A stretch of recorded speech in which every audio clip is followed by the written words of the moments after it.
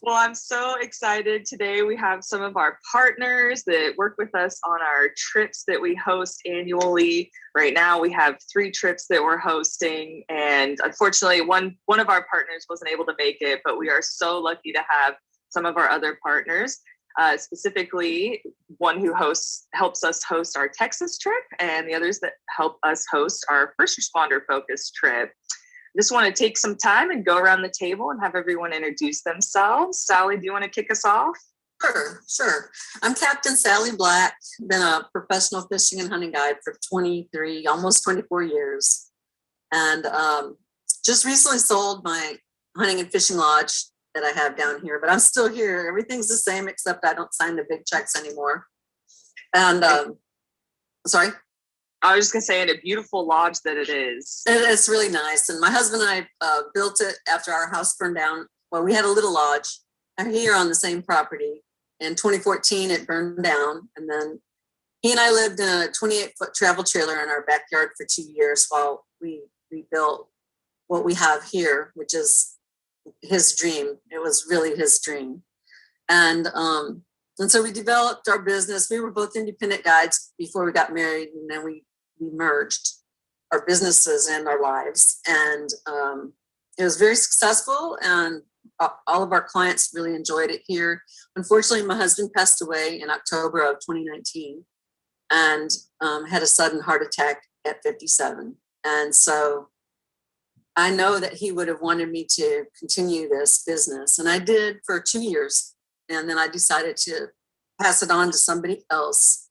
But I was very selective with who I wanted to sell it to, and not just any old body. And I found some really nice people, Christian folks that are very interested in the outdoors, and this is going to be like their next thing. They're selling a big ranch in San Antonio, and they're coming down here. So anyway, it's going to be an interesting future. But I plan on guiding until I can't. And I bought a little piece of property around the corner, and I'm building a little barn dominium. And so it'll be a new start for me. And it's been a very interesting 2 years. I'll say that. I mean, I thought God gave me enough character as it was, but this past 2 years, I have gained a lot of character and learned a lot about living and trying to go on without your life partner is the biggest challenge that I've ever faced. And I'm a pretty tough cookie. So I'm very happy that we can continue this project with you guys. And I think it's super valuable. I mean, for everyone. I mean, I know I need help just from what I've gone through. And so, we always host this group called the Pink Berets. Have y'all heard of them? It's women's combat warrior, wounded women's combat warrior vets that come here, and we give a weekend away here for them. And 20 or 21 women will show up, and they've all been injured in some way, and you could tell that PTSD is real, and I know it is because I'm still going through it. And I didn't know this, but 70% of all women combat veterans have been sexually assaulted in some way. And so a lot of those women had gone through that, not to mention being shot or kidnapped or whatever. So I've gotten a full dose of wounded warriors and understand how important it is to have companions that understand where your head is at. Yeah. And I think it's super valuable. Absolutely, Sally. I appreciate you sharing all that with us. I know that you've been dealing with your own challenges, and we're so grateful that you're in that place of being willing to engage and help serve others, that you're finding that relatability with, at least through that struggle that you yourself have experienced. Yeah, and even before, I mean, I haven't had a very easy life, and I've fought my way to where I wanted to be and got there, and understand that It's not easy. And a lot of people quit. I mean, good people quit. And I don't like to see that. I like to see people succeed. And helping other people succeed is what God put us on the planet to do. Well, we really appreciate your help and you just kind of jumping in with both feet with our mission, even though we didn't really have much of a track record or much to show with it. We just really appreciate your willingness to do that and love seeing how you and your husband's legacy still lives on over at that lodge. Really is a special place. Yes, very, very. Yeah. And yeah, it's hopefully going to live on. That's one of the goals. But, yeah. Well, thank you so much, Sally. Thank you. Yeah. How about you, Sierra? I am Sierra. I'm one of the owners of Mountain Mama Outfitters with Erin. We started our business in 2017. And yeah, that's been an incredible learning experience, just from the permitting process to running a business to big life changes that we've both experienced in that time. And yeah, the learning has been phenomenal. I'm a personal trainer and a yoga teacher as well. So bringing that kind of into the business and combining that outdoor experience with just movement of our bodies is awesome. We're primarily out of the Bitter National Forest here in Montana, and it's a phenomenal place. It's kind of, I feel like it's a little hidden gem. I don't know if you guys have ever spent a lot of time like in the Beartooths. I've only recently been there, but I was like, oh, it's kind of like a mini Beartooth wilderness. So it's really neat to see people come down, and I think one of the coolest things that we've seen taking people out is just sharing the wonder of them seeing this place for the first time, and just the like oohs and the ahs and the wows and the like just wide-eyed wonder at showing people the nature that's around us and how lucky we are to be in that. This is just where we live and we get to experience that. And then, like you said, helping people succeed and then sharing beautiful things in this world is really what brings joy to me, and I know it does to Erin too. And it's part of the reason that we started working with Shauna and Danielle too, is to bring that beautiful place to people and help them heal and experience the wilderness as they're working through some of their traumas, and just how important it is for them to be in the wilderness too while they do that. Yeah, you guys get such a cool experience. You know, you kind of take off the edge of going out into the wilderness by being the amazing hosts that you are, and really give people that opportunity to just bask in that experience. That's pretty amazing. Yeah, very peaceful. Yeah, and really helping. We hosted 3 Zoom sessions just like this. There were question and answer sessions and information sessions for people before they come out. So really managing their expectations, letting them know what's going to be there, because again, it's stressful to be in a new environment around new people that you don't know. So really helping them feel comfortable before they even get here is a huge part of what we try to do for them. That's a good idea. That's a good idea. I think that may be our favorite part. Yeah, really. Like getting to know them prior, because our first responders that we took out last year, we started talking with them in January and got to meet them each personally and speak with them and answer any questions. And so you kind of get to learn a person's personality by the questions they ask. And so it was kind of cool to be able to. There was some questions where I'm like, I'm gonna give you over to Sierra. She can answer those questions better than I. Or Sierra would give them back to me if I could answer questions better. And so it's nice. Do y'all fish up there? We don't have a permit to fish up there, so we can't say you could have a guided fishing trip. But if you have a Montana fishing license and a fishing pole, you are more than welcome to fish. And Sean is an amazing fisherman and can tell you a lot of things. We just can't bill it as a fishing trip, but you're more than welcome to.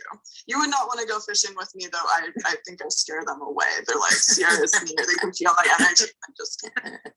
I out 3 lines and lost 3 lures. So that is my skill. But you were trying, Erin. But you were trying. That's the main thing. I think Sean's got that fishing aspect covered. So Yes. well, I know we kind of jumped around, but Erin, do you mind introducing yourself a little bit? My name is Erin. I am the second part to Mountain Mama's Outfitter. I have 2 kids. I'm from Georgia originally, but moved to Montana when I was 14 and just fell in love with Montana, all that it has to offer. I met Sierra when my daughter was 4 months old. So we have been friends for coming up on 14 years now. And we used to just go out on adventures of our own and wish for being able to do this and share it with people and get paid for it, which is a bonus. So when we were both at a crossroads, we found that this is something that we wanted to attempt. And I had moved to Georgia for a year and came back, and we started in 2017. And it has taken us to places where we didn't even know we would go. And let's go with the respond to wellness aspect of it. I moved to Montana and got my part of the business is being a first responder and being able to help out in the backcountry if anything happens. And so I got into class to get my EMT with a wilderness certification. And little did I know, this is on a timer. Little did I know that I would fall in love with EMS. In fact, most of my family, they thought I was nuts when I said that this is something that I was going to do. I had been a chef for 12 years and I loved that. I love being in the kitchen, but this is a calling. And being able to have this experience with our business is fantastic. Being able to be there for our clients is, I think we kind of stand above some of our counterparts here in Montana just because we do have Sierra, who is an exercise science, has her degree in exercise science and does yoga. And we have me who deals with anything that happens on the trail, any kind of accidents or things like that. So we kind of stand up above some of our other comrades out there in the field. Hiking and backpacking and cross-country skiing as a guided business is kind of new in Montana. So that it's kind of fun that we've got in at the ground level at that as well. And so I kind of went off on a rabbit hole, so I'm a little lost. So why don't you tell us a little bit more about your experience as a first responder? Where did that end up taking you? So with being a first responder, I started getting to know the people that I worked with, and I started listening to a lot of the things. And then also some of the things that I was seeing on my own was pretty devastating in a lot of ways. My very first baby code was probably the one that hit me the hardest. And it's taken me probably 2 years at this point to come around it, where I had to realize that my drinking was becoming a problem and that I was not participating in my own life in a lot of ways. And that happens on a regular basis, and learning that the suicide rate amongst first responders is as high as it is. It's eight times higher than the national average. First responders are also, their PTSD is comparative to combat vets for a lot of reasons. In fact, I've had several combat vets say that it's a little different on our side because we are prolonged in it, where they're not necessarily prolonged in it, depending on how long they're out overseas or in the unit that they're in or whatever. but we, I mean, some of the people that I work with have been in this for 20 years, and we follow our patients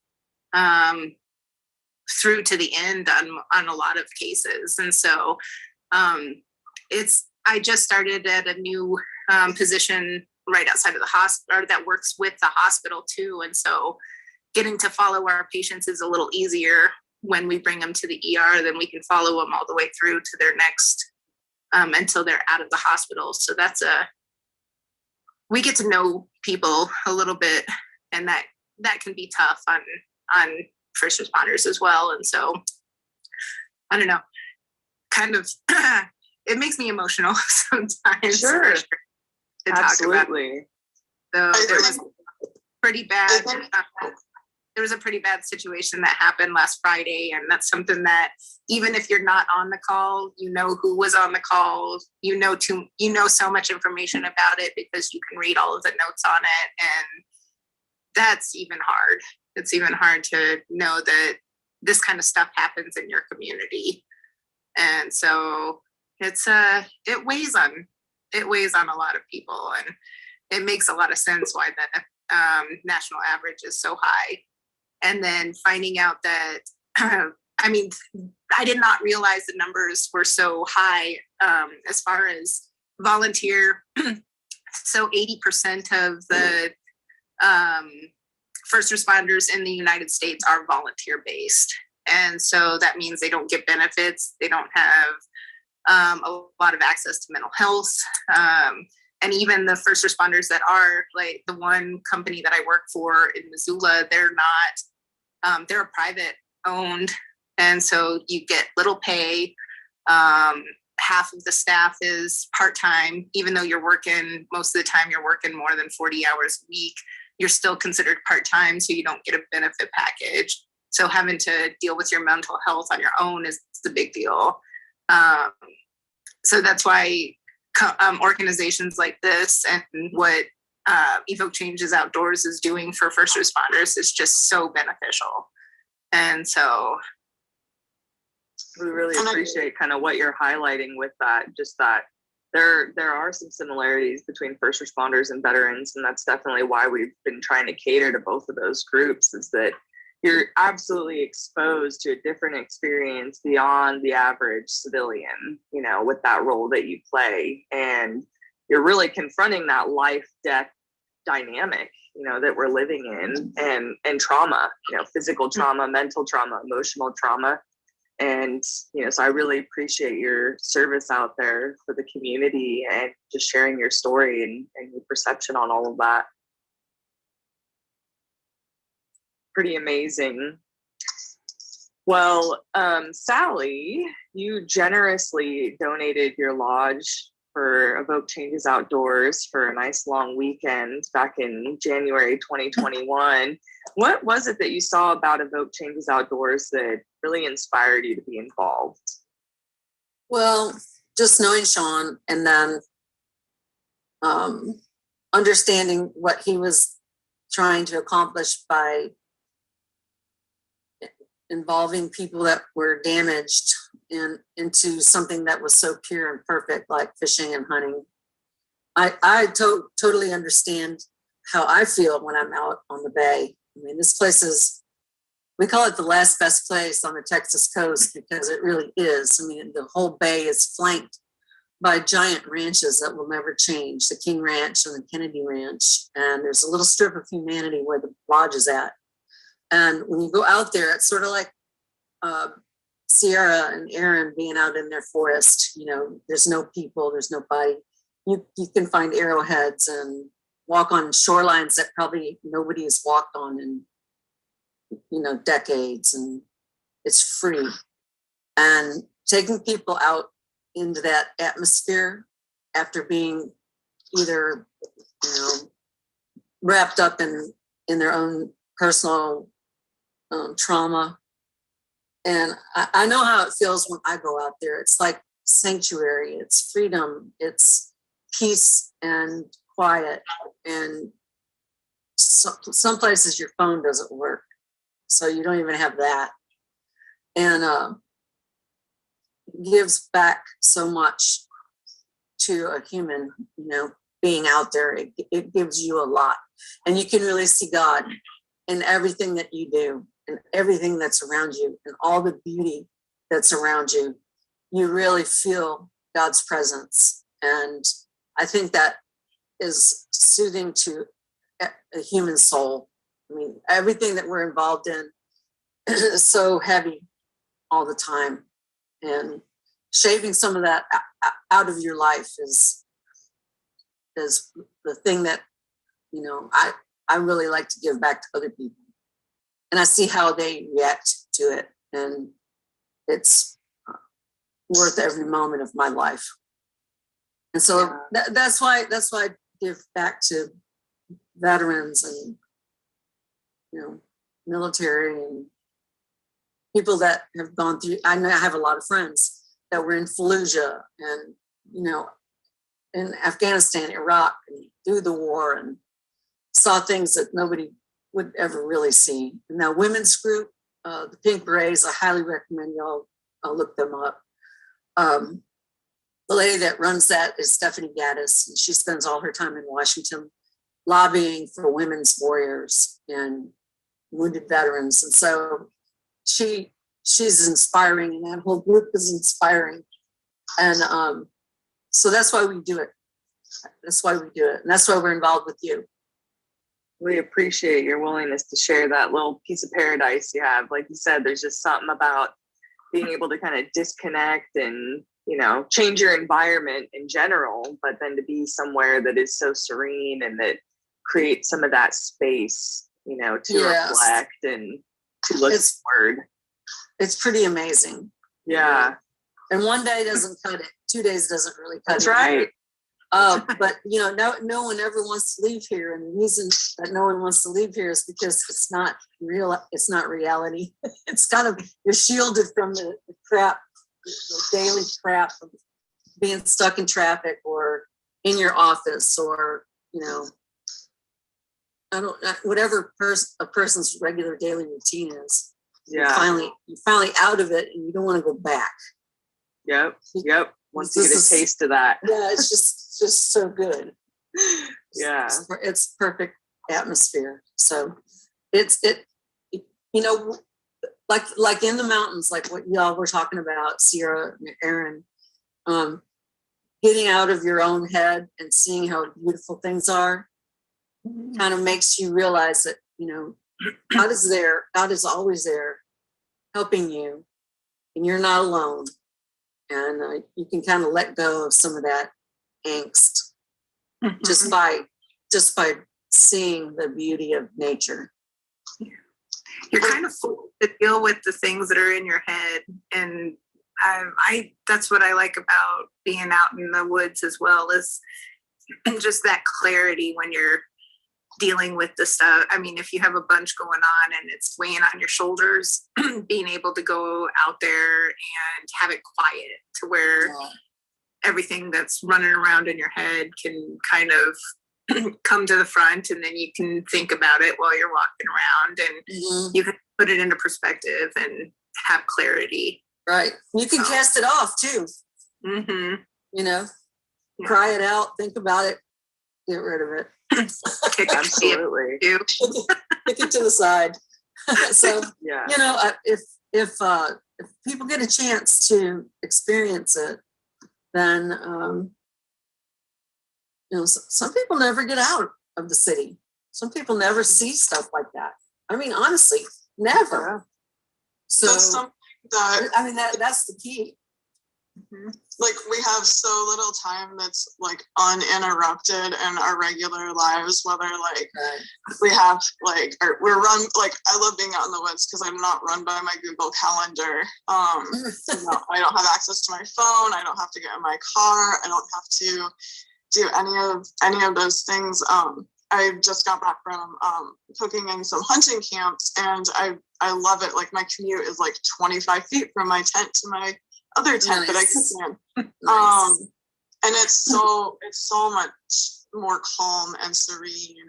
And even working the crazy hours that I do cooking, I'm so much calmer out there. And so to be able to take that and help other people experience it and unplug and relax. And you are alone in the backcountry, which is amazing in that sense, even in a group, but also there's this bonding, this like group cohesion that occurs too with the people that are out there that like brings you together on such a different level, and you're able to connect on such a different level and leave knowing that you had this amazing experience with these people, and that really you're not alone, and you can still reach out to those people.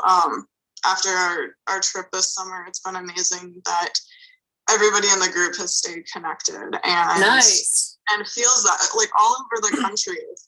It's been one of the coolest things. I know we all left that trip being like, wow, like the connection is huge. Like we feel like we became a family over these last 4 days, and that it's continued, and just being able to bring people together even when they go back into their regular lives. They still have that kind of touchstone of this trip and the people that they met there. Yes. And what I like about that group dynamic as well is that everybody has their strong points, and everybody has their weak side. And a group dynamic, you really all of those strong attributes that you can contribute, like they help offset the weak ones, or the weak your weakness, because somebody else may have that as their strength. And so once you get into that, I mean, it doesn't take long out in the woods to kind of find your place and find where you can help out the best, and where somebody else can take up the slack if you feel weaker in that side. And so I love that group dynamic when that happens. So yeah, and we've definitely seen a little bit of a difference between, like, with the first responder trip, there was a lot more physical exertion.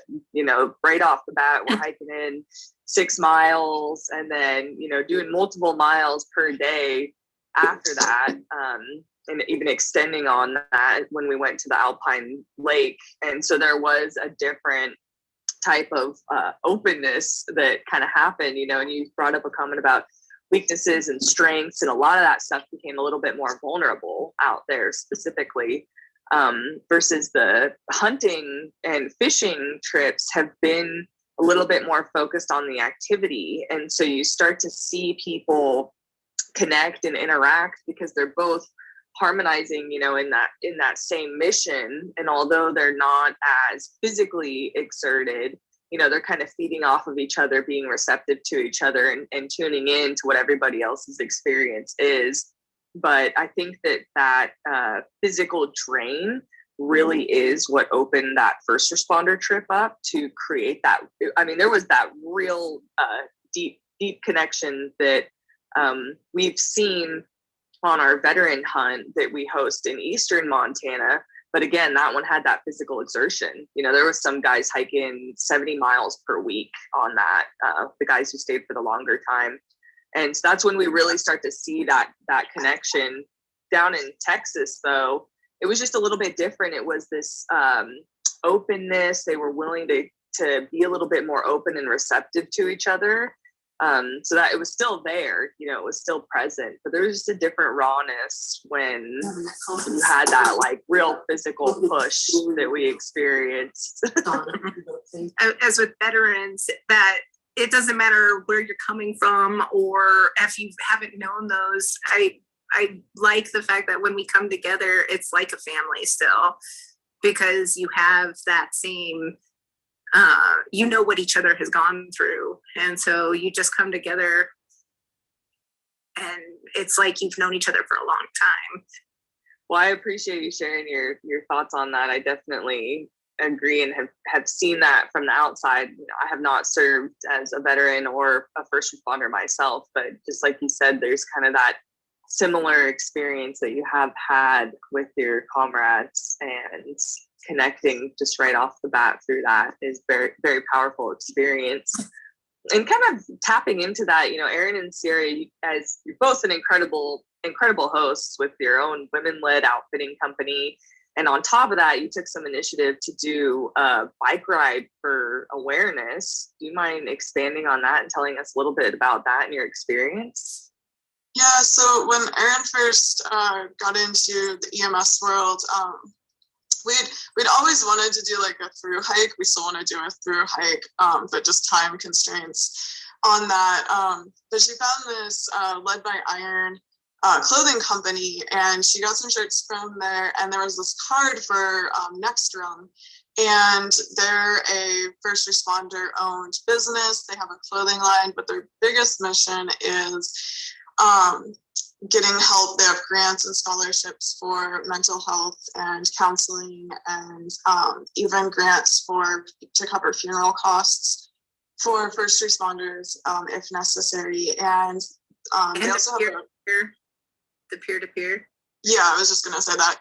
And they have a peer-to-peer hotline that people can call even if they're not in a full-blown crisis, just to talk to somebody that's also a first responder. And we were like, we want to do something for this company.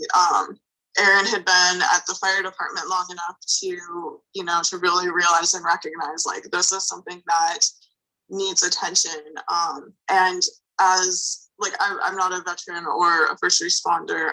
And I think for the general public, realizing the need of this community that is always there, they're always in the background, and we don't notice them unless we have an issue. But they're dealing with everybody's issues every day. And just bringing that awareness to the general public that they're suffering. They have these huge mental health needs that need to be met. So Erin contacted the owners of Nextrum, and we set up a border-to-border tour bike ride. So we rode from the southern border at San Diego all the way up to the Canadian border in Eureka, Montana, over the course of about 5 weeks. We stopped at 15 fire departments. We fed 5 of them. And we were really kind of nervous going into it. We're like, this seems kind of like it's been a taboo subject. We don't want to, like bring things up if they're not comfortable. And we really had some a lot of discussions of how, like we didn't want to show up with a PowerPoint and tell them things obviously already know. Although I love PowerPoints, and so it's really hard for me to not. I could have brought a PowerPoint about anything though. I didn't have to do this, but maybe next time. But the first one we went to, we had a lunch for them donated by a sub house down in San Diego. We just showed up with food. We were like, these are the resources that are available to you from Nextrum. And it just turned into having lunch with these amazing people. And they got to ask us questions about our trip, about what we were doing. And it was really organic, and it flowed really well with us just kind of showing up with food and being like, we love you, we support you, we want to thank you. And we also want to let you know about these resources because we understand that that this is a problem. We don't need to tell you the statistics. You're there in it every day. And so with that first big lunch, it was kind of like, oh, okay, this is going to work out really well. And so Erin had contacted a bunch of fire departments along the way, and we stopped at those. But sometimes we were just riding, and we're like, there's a fire station. We should stop there. And we did, and we had pamphlets and pens and just stuff with their numbers and websites and stuff, and had these wonderful brief conversations. And it was just a really life-changing experience. And through that, as we continued to ride, we became even more aware of the need for something bigger, and that we wanted to do, as we got farther north, realizing that we wanted to do more of a trip with targeted focused therapy, and somehow continue what we had started with this bike ride. And so that's kind of how we got to working with Shauna, or that's how we got to working with Shauna and Danielle, and doing these first responder trips, which we were definitely right about. And so we're really looking forward to continuing that too. Yeah, absolutely. No, that's pretty amazing what you guys went out and what resources you were trying to share and that awareness you were trying to spread. like you said, they're aware of these things going on and these dynamics, but to be connected to resources that can help inform them or, you know, create some security and support is a huge deal. Huge deal. Yeah, that's really amazing. Very cool. And Sally, the outdoor, like when we went for that was, one thing that Sierra didn't touch on is one of the things that we noticed, and one of the things that helped us to realize that doing something like the RTW was going to be such a great resource for first responders was when we were in the southern part of our journey, and in the bigger cities, they just don't have the stories that they would have were so much more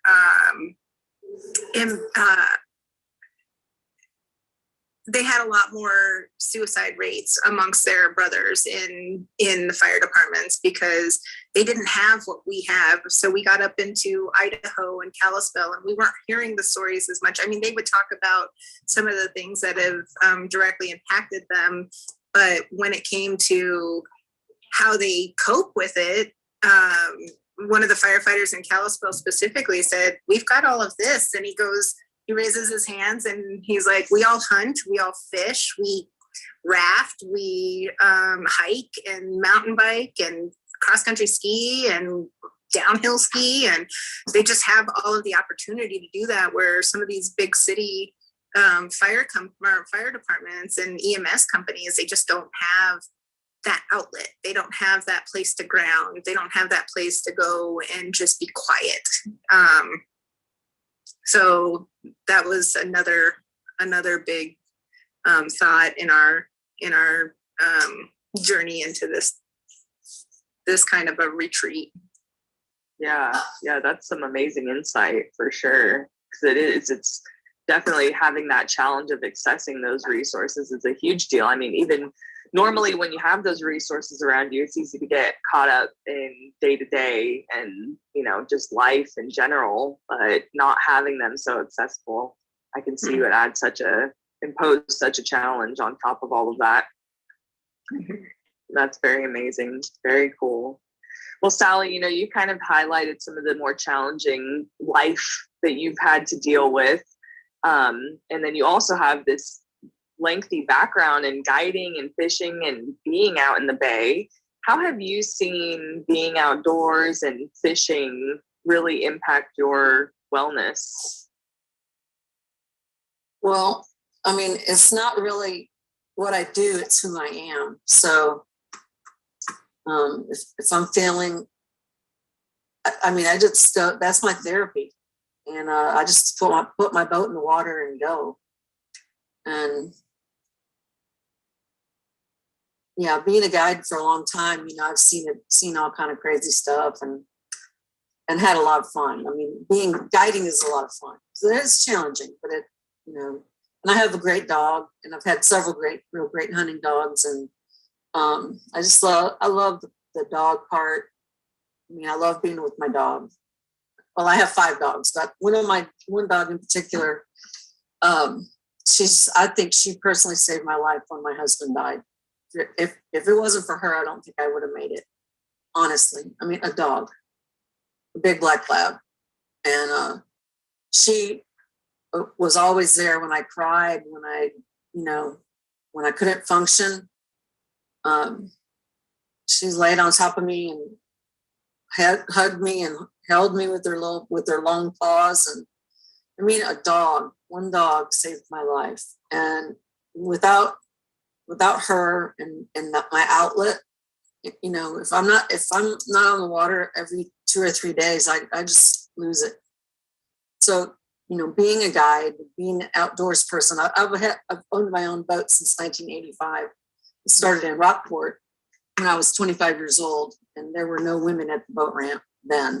And there's more women now, but Baffin Bay is really womanless, except for me. And so I'm guiding an outpost, sort of like y'all, and my clients don't know where they are or how to get back. So I got them like this, you know what I'm saying? Yeah. I love the comment that you said that it's not what you do, it's who you are. Right. And we definitely see that, you know, people who really commit to that lifestyle of, as you worded it, that therapeutic outlet and committing to that, you know, it becomes a part of you. It becomes a part of your life in such a huge way. Well, I know one thing for sure. You can't worry when you're fishing. You can't. You can't think about the bills you have or whatever's, you know, the stupid shit you worry about all day long. You can't. You're concentrating on fishing, but looking at the water, reading the water, casting your lure, thinking about your presentation, you know, watching the weather, managing people's expectations. There's so much to the day, and just safety in general out there in the middle of nowhere. So there's no way to worry. But when you get on the land, all of a sudden your phone works, you got 80 emails, you got people bugging the crap out of you all the time. And it's almost like it's an interruption to your peace and quiet. And so I try to spend as much time as I can doing things that I love to do. And I realized that instead of grieving all the time, I would try to have as much personal fun as I could have, to try to find my soul somehow. And that's how I do it, is with my dogs and with the outdoors and with the people that come here. And that's how it's helped me. Yeah. That's how it's helped me. Oh, I love that, Sally. Thank you. Thank you for sharing. Very inspiring. Makes me want to get out there. Well, let's wrap this shit up and move on. I know, right? You're jonesing to get back out. We're getting there. It's a beautiful day today, and I'm sitting in the office, so come on. It won't be much longer. I appreciate you taking the time. I'm sure it's hard to keep you ready. Actually, we're decorating the lodge today for Christmas and the Christmas party. We're having a big Christmas party here. Beautiful. Yeah. Well, we won't keep you for much longer. Sierra, what has nature done for you personally? Well, I was born and raised here in Missoula, Montana. My mom and dad came out from Ohio, and I'm so thankful that they decided to stay here. So I was born at the foot of the mountains. My dad constantly had us outside as children. My mom worked nights as a nurse when I was little, so he would get us after work on Friday and grab a couple of Domino's pizzas, and we'd go camp for the weekend. And just constantly outside, and that definitely sparked a love of the outdoors in me. So it's definitely always been the place that I can run to, that I can go to when life is hard, when life is good, when life is meh. There's definitely been a lot of times in my life. I lived kind of at the base of this place called Bass Creek, and it has these really craggy peaks, and I could see them from my house. And I can't tell you how many times I just got in my car and ran up Bass Creek, because that was where I was safe and free, and just felt okay.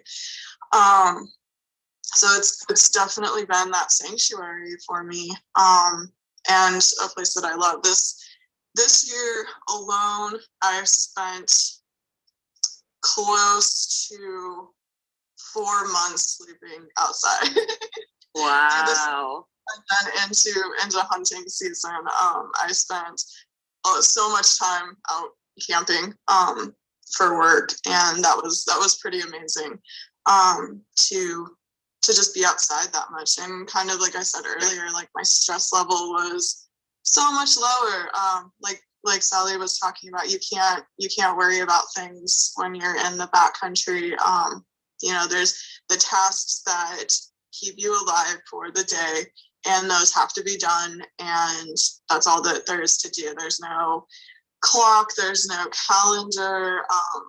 You have the things that need to be done, and you do those things, and then you're done for the day. And sometimes it takes longer than others, but I'm not run by a clock, which is really amazing. That was hardest to leave the bike ride is because for almost a month, that's all we did.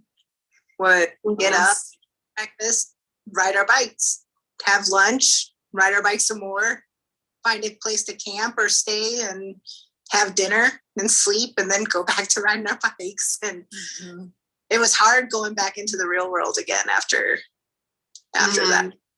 And I like that in the real world sucks. Yeah. Well, it's amazing how simple like life can become, right? We come back out and it seems like there's so many other complications and things that we're trying to harmonize, and it almost feels forced, versus when you're out in the wilderness or fishing, just taking care of yourself or riding your bike, it's about pedaling every pedal, going to the next place, and you're just focused really into that moment. Amazing. Beautiful experience.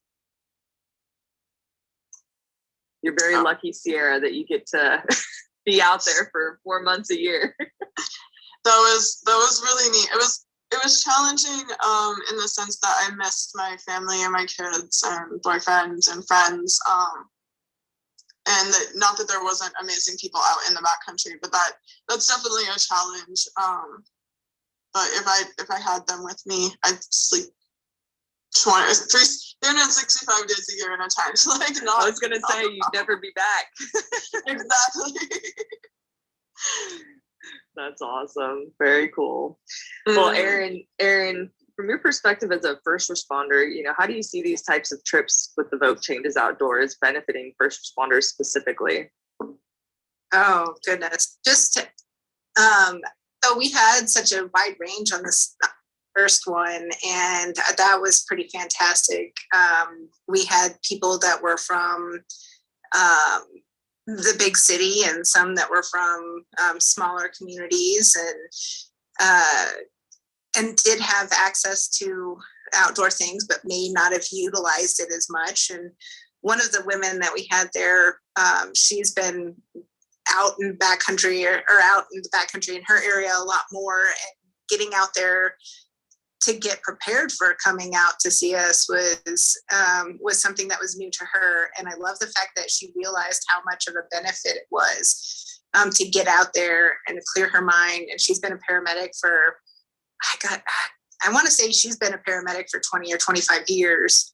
And so just having that realization that this is such a good, healthy way to manage your stress and manage your just some of the things that are going on in your head. I really like that part. I like the fact that working with Sean and him with his knowledge, and you, Danielle, with your knowledge of things, that gives them more of an opportunity to, okay, I can do this. I have some tools. These have been shown to me now. Then that my favorite part of our trip was that that one activity where we were inside of the rope and blindfolded, and the fact that we as EMS, I mean, it's the same in a lot of different places, but as EMS, we don't ask for help a lot, and realizing that to ask for help is not weak, and it's actually very strong. It takes a lot of strength to ask for help. And I feel like that was such a big part. That one blew my mind more than I think anything at that point, just realizing that since I had gone through a lot of life changes, and I'd had a hard couple of years of that by the time we got to this, just with trying to deal with a loss and all of that. I finally realized how I had grown in the fact that, because I ended up being the first one asking for help, which is amazing, because normally I will go forever and not ask for help. And I am determined, and I will get it done no matter what it takes, even if it's to the detriment of my mental health. And I mean, Sierra's known me long enough to know that is true. But just realizing that asking for help is not weak. I think that taking that away was probably big for all of them. Yeah. So, Yeah. Those group exercises were a pretty amazing opportunity. I think that that's what fed a lot into that connection. It's been challenging. We're trying to figure out our schedule with some of the other trips, because when there's so much activity going on, those group exercises that are specifically focused on those, you know, therapeutic lessons and emotional coping skills either gets, you know, put on the back burner. It gets really, really challenging to hurdle everybody up and do them. But it's really inspiring as a reminder to hear that that was one of your bigger takeaways and something that you see being a big impact for first responders. One thing that you also kind of mentioned was that, you know, people are preparing to come out and do these trips. And one thing that we've heard is after those trips, they feel a new ability, you know, to go out and do these things on their own. And we've seen that with all of the trips, whether it's hiking, you know, fishing, hunting. Now that they've had that opportunity to connect with others and get some guidance on what they need to be looking for and how to do it properly, it's a little bit easier for them to integrate that therapeutic outlet into their own life, you know, on a more personal level. So I love that. I love that. Thank you, Erin. well, and then Sean integrated everything so smoothly, because at first I was like, are we going to, because it was kind of like the bike ride. What are we doing? Are we going to have a PowerPoint presentation kind of thing? But it was like, it was integrated very organically to where it was little bits at a time, just enough fed to you to where you got your mind thinking that, and then you had that time to, I mean, that very first thing that we did when we stopped about a mile in, and then you had a couple of miles to just hike and think about what he had just done. And it wasn't even anything big or like flashy or fancy to think about. It was just something small. And then you had a rock or a piece of bark or something to help the hope and a fear. And I loved that. It was just all fed in an appropriate way, and it was all to where you could work on it too during the times that it was quiet and while you're hiking. And so I think that was, I definitely had my expectations were not really expectations. I think that's a poor word for this, but sometimes when you go into a therapy office, it's very clinical and very dry, and this was not. And I think that helped a lot of people too, to be able to be open, because it wasn't like you weren't pointing somebody out to say anything right away. And so that gave our group enough time to kind of think about things before they said it. And I feel like that helped out with the openness. And because you kind of felt a little bit silly picking up a rock and thinking about what your hopes and fears were. And I think that was very, it made it the ease into it fantastic. So yeah, I appreciate that. Thank you, Erin. I want to be considerate of everyone's time, because as you guys are avid outdoor folk, then I'm sure you're itching to get out or get back to your day. But before we part ways, well, for sure. Well, Miss Sierra, who's sleeping in the woods for 4 months a year, I'm sure she's got something that she's up to. But with all that said, sorry, what was that? Oh, I said I gotta go climb.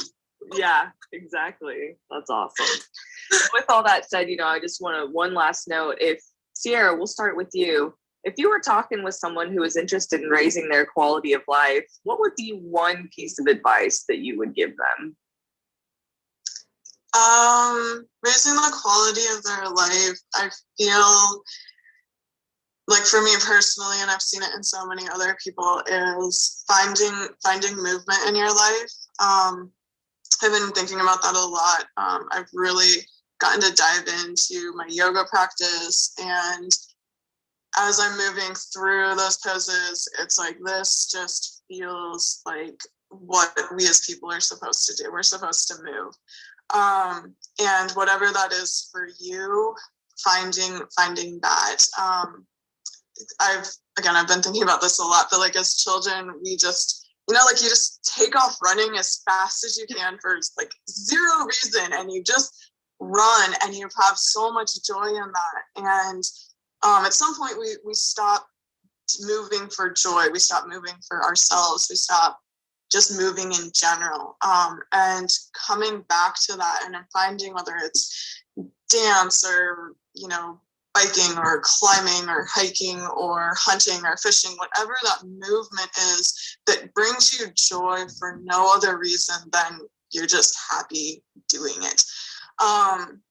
That is your first step, and then that will just lead you into connecting with other people who enjoy doing that too. So finding that human connection with that movement, and you're bound to find your tribe, your people, whatever that is, that you're just like, I feel good with these people. We're out here doing something together, and you know that inevitably leads to talking about life or, you know, things that are going on with you, but you have that connection with those other people. So I think those would be the two biggest things: finding movement and finding just amazing people to connect with. I love that. Definitely makes me want to move.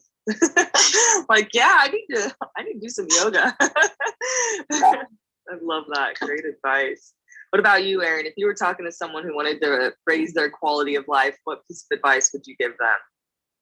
I don't want to change anything that Sierra said, but I will add on to that, onto the community aspect of that.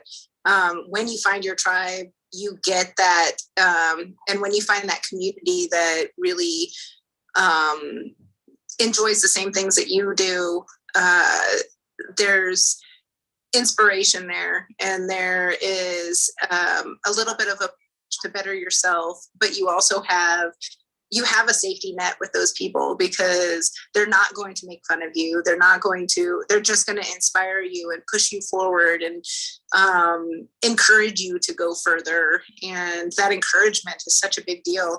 I'm not an avid climber like Sierra is, but I enjoy it. And what I enjoy most about it is that I go out there and I climb with these people, and not any of them ever make me feel like I'm inadequate. I may not get to the top, but when I get to a point where I've already pushed myself a little bit, I'm encouraged, and I'm not applauded, but I mean, people are like, good job, that's awesome, you did such a great job. And because I am scared to death of heights, which it will take to a fall like 5 feet off the ground to make sure all my equipment is good. But I'm always encouraged. Like they always encourage me, and they always make me feel like I am a part of that group. And it doesn't matter if I don't make it to the top, as long as I go further the next time. Like that is exactly what I'm for. It's about pushing myself and about getting to the next level. And so, and even if I don't, they're still encouraging. Yeah. That's huge. Oh, that's so awesome. That's good job for trying, Erin. It sounds like that's really stepping out of your comfort zone, and you have a wonderful support system to help you do it. It's better patient trophy. Yeah. That's awesome. Well, I really appreciate your guys' time. Erin and Sierra with Mountain Mama's Outfitter, thank you for being who you are, and being willing to partner with us on these Boat Changes outdoor trips. Looks like we lost Sally. I know she was itching to get out there fishing. We're grateful for her down at Baffin Bay, Rod and Gun. And then unfortunately we missed chatting with Curtis, who's essentially a representative of another nonprofit called the Outdoor Network International. And that's who partners with us on our veteran hunts over in Eastern Montana towards the general hunting season. So thank you guys for your, appreciation and fondness of the outdoors, and for giving these attendees the opportunity to experience that as well. And thanks again for all your time. Those watching, you can visit evokechangesoutdoors.org to learn a little bit more. Otherwise, thank you for your time. And is there anything else that you guys would like to add before we part ways today? We would just like to thank you guys, you and Sean, for everything that you do, setting this up and putting everything together that you do. And we're really looking forward to the auction next weekend. And yeah, we're just super thankful to have this opportunity to work with you guys. Thank you. It truly has been an honor and a wonderful, wonderful experience to get to know you two through it all as well. Wonderful. Well, I hope you guys have a great rest of your day. And thanks again so much for taking the time to join us. We'll chat more soon. Yes. Sounds good. All Thank you. right. Bye. Bye.